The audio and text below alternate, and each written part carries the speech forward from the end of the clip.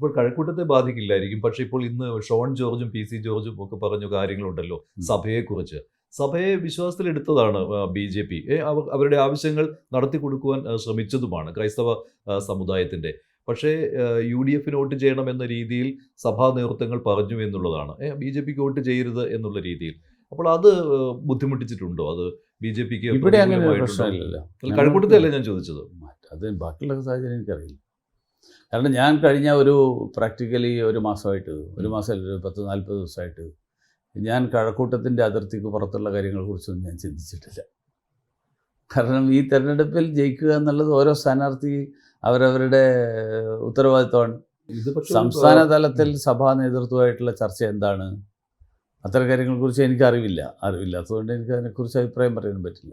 പക്ഷേ ഇത്തരം കാര്യങ്ങൾ സഭയ്ക്കെതിരെ പറയുമ്പോൾ അതിന്റെ ആവശ്യമുണ്ടായിരുന്നു. ഇപ്പോൾ ഷോണും അതൊക്കെ പ്രസിഡന്റ് പ്രാധാന്യമുള്ളതാണോ? അതൊക്കെ പ്രസിഡന്റ് തീരുമാനിക്കേണ്ട വിഷയമാണ്, ഞാൻ പറയേണ്ട കാര്യമില്ല. അവർ തമ്മിൽ എന്തൊക്കെയാണ് ചർച്ച ചെയ്തത് എന്നുള്ളത് എനിക്കറിയില്ല. അതുകൊണ്ട് ഞാൻ അഭിപ്രായം പറയേണ്ട കാര്യമില്ല.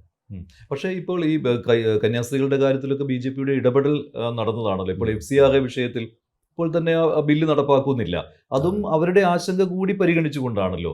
അപ്പോൾ ഈ ക്രിസ്ത്യൻ ഔട്ട്റീച്ച് ബി.ജെ.പി നടത്തുന്നുണ്ട്. പക്ഷേ അത് തിരിച്ചത് ഫലം കിട്ടുന്നില്ല എന്നാണോ? അങ്ങനെയൊന്നും എനിക്ക് അഭിപ്രായമില്ല. നമുക്കിവിടെ അനുകൂലമായിട്ടുള്ള നിരവധി ആൾക്കാർ അനുകൂലമായിട്ട് വോട്ട് ചെയ്തിട്ടുണ്ട്. അപ്പം അങ്ങനെ ക്രിസ്ത്യൻ ഔട്ട്റീച്ച് കൊണ്ട് ഒരു പ്രയോജനം ഉണ്ടായില്ല എന്നൊന്നും എനിക്ക് തോന്നുന്നില്ല. ചില സ്ഥലങ്ങളിൽ ഉണ്ടായിട്ടുണ്ടാവില്ലായിരിക്കും. അത് എനിക്കും അതിൻ്റെ വിശദാംശങ്ങൾ അറിയില്ല.